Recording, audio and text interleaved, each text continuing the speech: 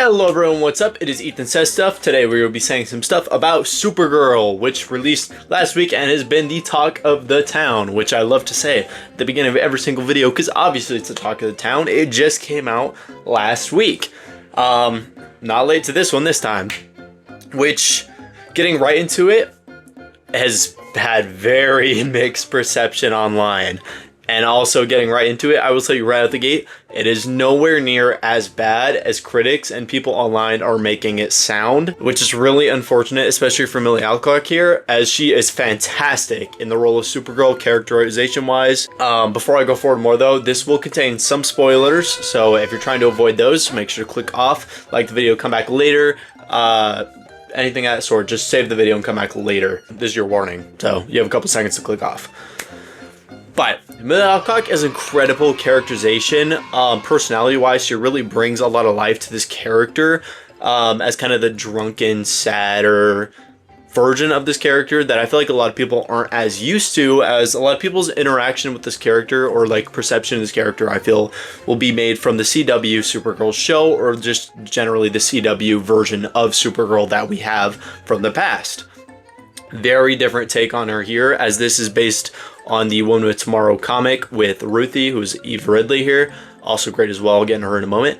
But most of this movie takes inspiration from the Woman of Tomorrow comic, which is, I want to say debatably, but I think it is her most popular storyline or run or little story arc, whatever, for Supergirl that we have gotten. For modern wise, I think Woman of Tomorrow is the Supergirl comic, the Supergirl story everyone knows. Hell, has a compact comic. None of the other ones have the compact version, which these are great. This is only 10 bucks. Highly recommend reading this story if you have not. After the movie, I'd recommend watching it, as it gives, it's a bit different. It's a bit different, and I'll get into that. For better or for worse. Mostly worse, unfortunately. As an adaptation directly of this, I think this is worse. If you have read the book before watching the movie, I don't think you'll find as much enjoyment in the movie as people on the other side of it have that are watching the movie and then reading the book, as they have this characterization going into this version of the character. But Millie Alcock is incredible, especially the scenes with David Cornsweet's Superman are wonderful. I love David Cornsweet's Superman so much. If you did not think he was a staple as Superman yet, this movie should prove it to you. He's fantastic. Every scene they're in, they have fantastic chemistry, and I would have loved to have more of that. I'm not really going to go on my usual format here of pros and cons and whatnot, just kind of the way that the stuff comes about me into my mind and say some stuff about it. But with these flashbacks with David Cornsweet, we had in the promotional material as well, where we had year one Supergirl with her ponytail and when she first got to Earth. I would have loved to see more of that involved in the flashbacks, as yes, people will probably make the argument like, oh, this is Supergirl's movie, so let it be about her. But they already changed enough from this comic to the point where it is not a one-to-one adaptation, and I think it would be possible for them to change that, along with some other story beats that we have that I'll get into.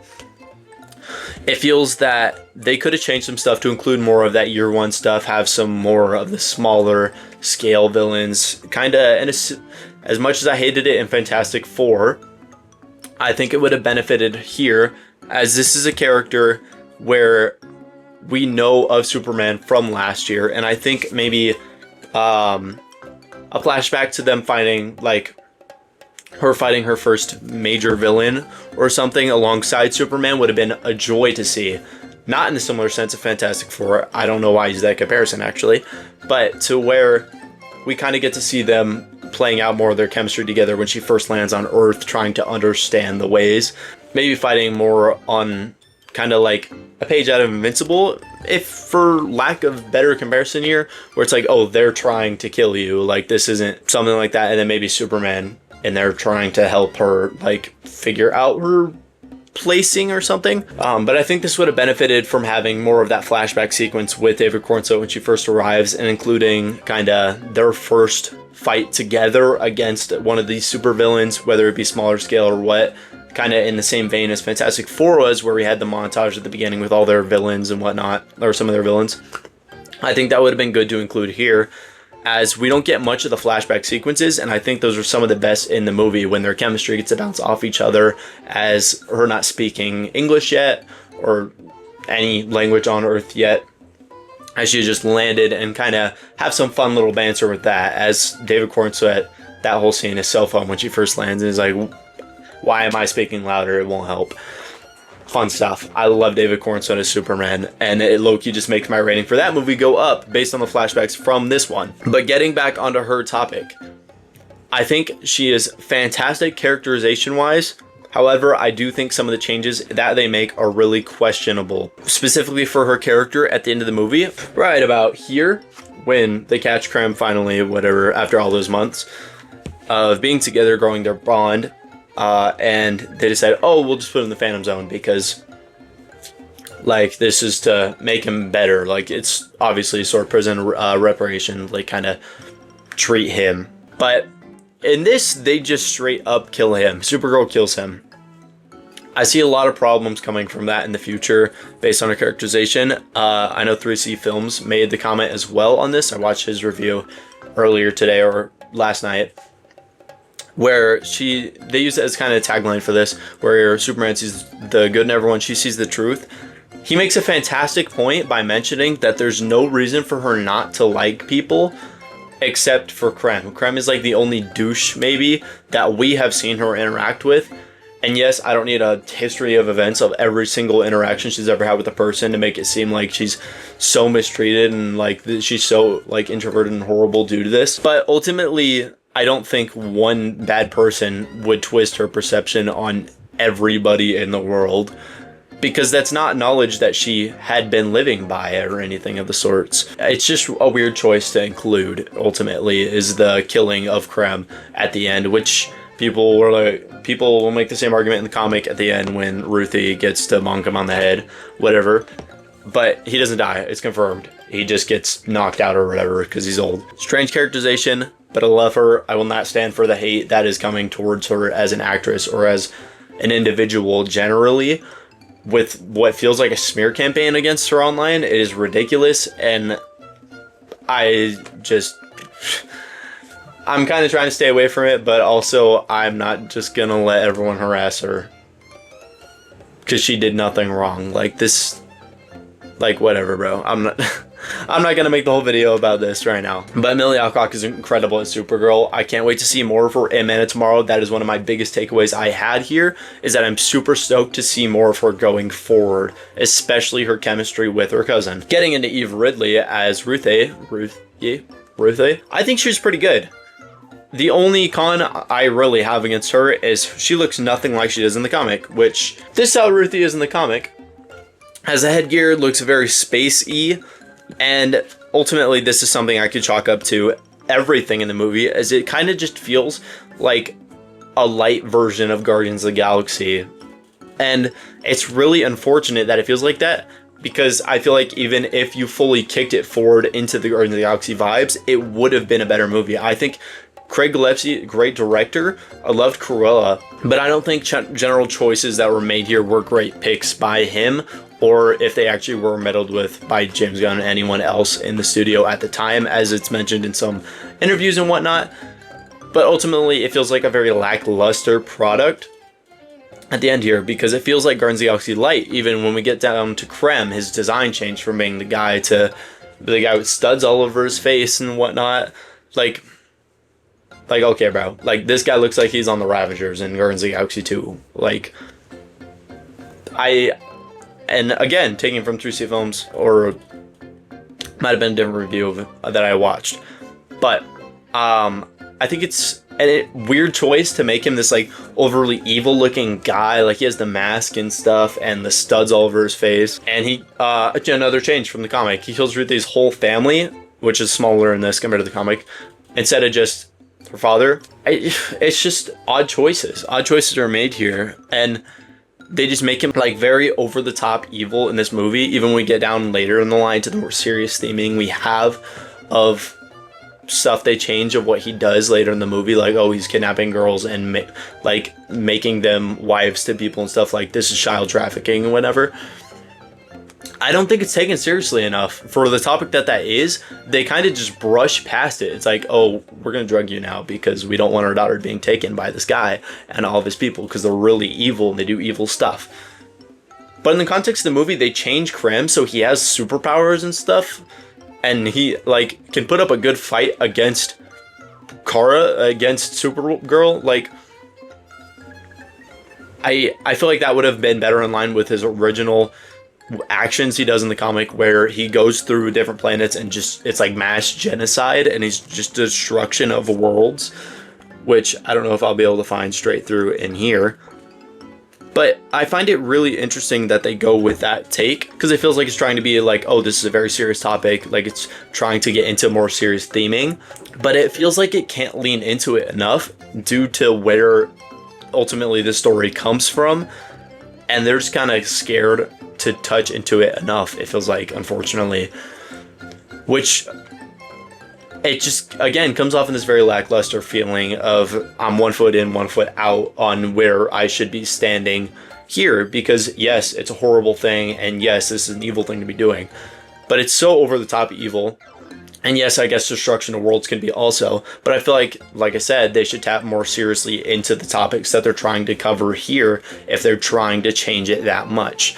One of my biggest things I've been saying is this movie changes a lot of stuff from the comic, but not enough leaning, like it doesn't lean enough into it to warrant those changes, which also segues into Lobo.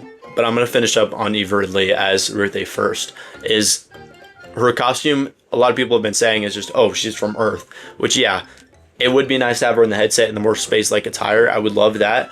But also, I'm not ultimately that bothered by it. I think it's fine. I think that's one of the less worrisome changes, I guess. But it would have been nice to see the more space-like attire and more alien-esque showcase stuff that we have throughout the comic, which also gets into the visuals of how we're gonna just, like, I don't even know, I'm gonna flip to a random page. Color. Color. Color. Color. Color. And more color. Like, ultimately, this movie just does not uphold the color that the comic does, or even visually. It just lacks a lot of what the comic is praised so much for by Bilquis Evely's artwork. Fantastic. I love their work so much. It's just so good. And that alone is a good reason, a great reason to read this comic, is the artwork. And yes, it was not as bad as it looked in the trailers, but there was multiple shots throughout the movie where I'm like, man, this looks like it would have been really cool if there was more color, or this would have been cool if this was changed a bit, or this would have been this if whatever, so on and so forth, whatever.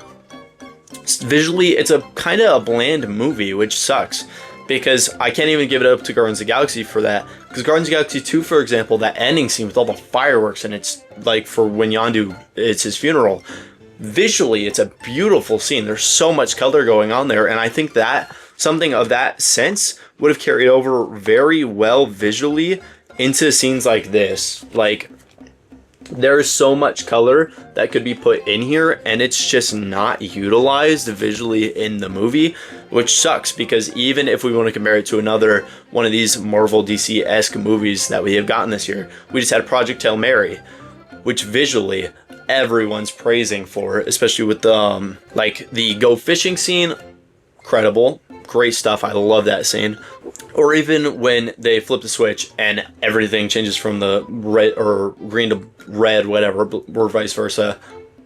One of the, I can't remember the name of what the organism was, but the thing that's killing them, whatever, that's killing stars, and they flip it and it switches in all the colors, and everyone's praising it so much, I think would have benefited really well in a book like this visually, because there's just so much different color we have here that lacks. And I'm not going to stay on this too long because I don't want to sound like a broken record. But segueing into Lobo finally, Jason Momoa, I will say, was great as him. I am down for this in the future more. I think he should function as maybe a kind of Deadpool-esque, like kind of Stan Lee character that kind of just shows up in the movies going forward when he fits.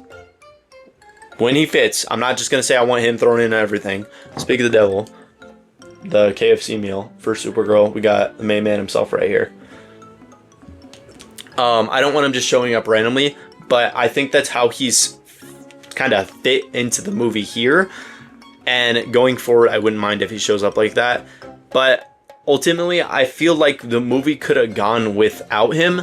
Yes, it would have cut out a couple scenes, but he's already barely useful in the movie at all, and it feels like they were kind of just throwing him in there to kind of test audiences' reactions to Jason Momoa as the character, or if they would like him going forward. Yes, I know that he was originally going to be in the comic and was cut, but again, them changing stuff for the movie from the comic, not benefiting enough. Because a subject I'm seeing people talk about is this movie does not have post-credit scenes. And I didn't mind it with Superman either, because those were kind of just jokes. Those weren't really, oh, this is a needed post-credit scene. As we had Supergirl just show up at the end of the movie, and that serves as a post-credit scene. I think Lobo would have been a great usage of setting something up for the future with his necklace or whatever. Like, there was a theory that he had the Lantern ring and the grenade on his necklace. But Lobo does have a history with the Lantern Corp. And I do think it would have benefited if you somehow tied that into the Lantern show we are getting next month, 2 months, August, right? We're getting that so soon, and there's nothing tying into that or promotional material, and I think that would have been a good reason to kind of get people to go into watching this, to kind of get this more spacey feel for the Lantern Corp, as this takes place in space. Most of this is a space adventure. Only the flashbacks are in Earth. And having the Lantern Corp show up or something due to something involving him with his history with them, I think would have been a great idea to kind of just throw a bone to the people that have been waiting for the Lantern show, like myself, or even people that are fans of this stuff and are aware of this stuff existing. It would have helped and benefited and actually had a further better reason for him being there besides, oh, we're testing this for the audiences going forward. Now, getting into Krem as a character, he, like I said earlier, I kind of touched on him a lot. I just want to touch on the performance. I think Matthias Schoenaerts, I think I pronounced that right. I think Matthias Schoenaerts. I think he's great performance-wise as the character. But what sucks is even without all the makeup and prosthetic and whatever and the look that we have going on for him in the movie, the normal the like completely untransformed version or like actor, but I've seen people making the comparison of him in the comic and it looks like the actor. So you could have very well possibly had him just there, but then I understand people would have made the complaint, oh, it's just Guy as the villain, like this is just a guy. Whatever, bro. Like, we're already having the complaints that Ruth looks like she's from Earth, so why not? Like, why not? I guess you could have kept some of the elements like the mask and whatnot, or like some of the beads, whatever, but I don't know. I don't mind him ultimately as much as other people have been, but I do think that the version that is presented to us in the comic is better, as like I mentioned earlier, he kind of comes off as a bootleg Ravager from Guardians of the Galaxy, which you could say about a lot of stuff that happens in this movie. Like when they go to fight on Belquist, the planet, and it's just nowhere from Guardians of the Galaxy. I'm like, okay, whatever. I've also been seeing some people complain about the CGI online, which, yes, I don't think was the most fantastic thing ever at times, but I think it was nice to see kind of a different look at the side of Kryptonian powers, as Supergirl used her powers for her heat vision, laser vision, whatever you want to call it, a lot more. That's how I need Cyclops to be moving once Doomsday rolls around as well, or just generally Cyclops in live action, because those beams, fantastic. That was movement. Now, I can't talk about that without getting into the needle drop at the end, because it's one of the biggest action sequences in the movie. Everyone's complaining about. Yes, it was pretty bad. It caught me pretty off guard. But y'all gotta hop off for a second, because I have seen worse things. Yes, I think something could have fit better. No, it is not the worst thing I've ever watched. People are trying to say that Morbius and Madam Web are better than this. Y'all gotta chill out for 5 seconds and remember what movie you're talking about. But ultimately, I do think this is a movie that I would recommend watching if you were looking forward to watching it from Lee Alcock or whatever. Go watch it on Discount Tuesday if you really are trying to think if you want to use your money on this.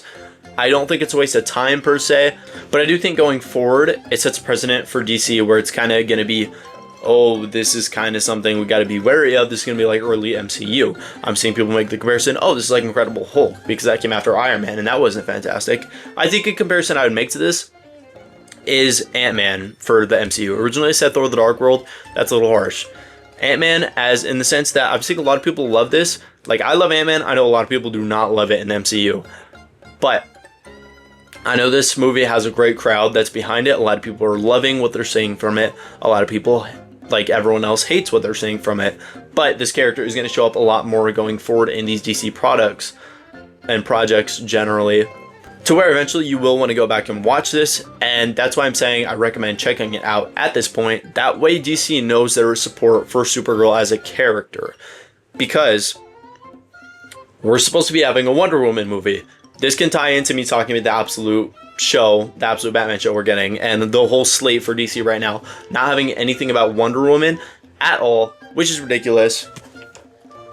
Tap in. If you have not, I'm rereading it. I'm catching up again because I wanted to. I don't know. I love the artwork. Again, fantastic stuff in Absolute Wonder Woman, generally, especially with the Man Run not being fantastic. I haven't read it, caught up, whatever, but I read some of the beginning. Wonder Woman gets really disrespected for who she is when it comes to DC. I'm hoping DC doesn't back off of the concept of Emilia Clarke as Supergirl, because like I said, she is a great time to watch. Also, one last note on that is there's not really a bond developed with her and Crypto. It's kind of just like 3C Film said, oh, you like Crypto from the Superman movie, so you'll like him here, so you'll be sad when he gets poisoned.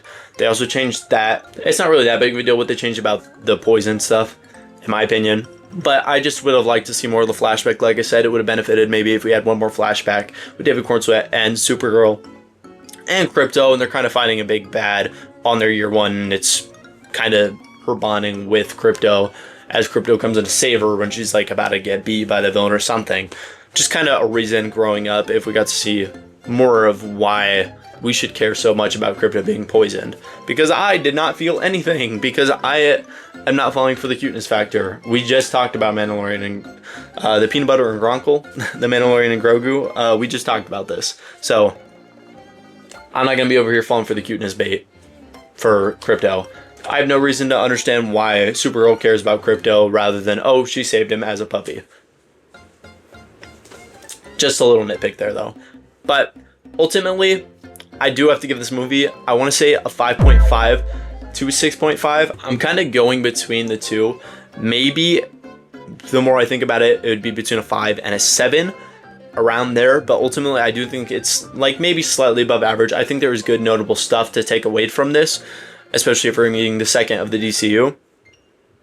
But I don't think it's the worst crime I've ever watched on a screen. I'm not sad that I paid to go watch this, is the point I'm trying to make. And ultimately, I don't feel like others should be either, as there's some great stuff to be found here. I just would have liked a little bit more going into it. Got the ingredients, just not the finished recipe. But what did you think about Supergirl? Leave a like, leave a comment down below, make sure to subscribe, check me out on all my other socials. I have a link tree in the description and on my bios on my other socials as well. Go check out one of my other reviews from recently. I've been trying to get more consistently on this, but with how busy it is, I work at a theater. So I don't really have the most time where I could be making stuff so consistently like I would like to. But I'm trying to get back on the music stuff, and I'm trying to cover this more. I'm figuring it out.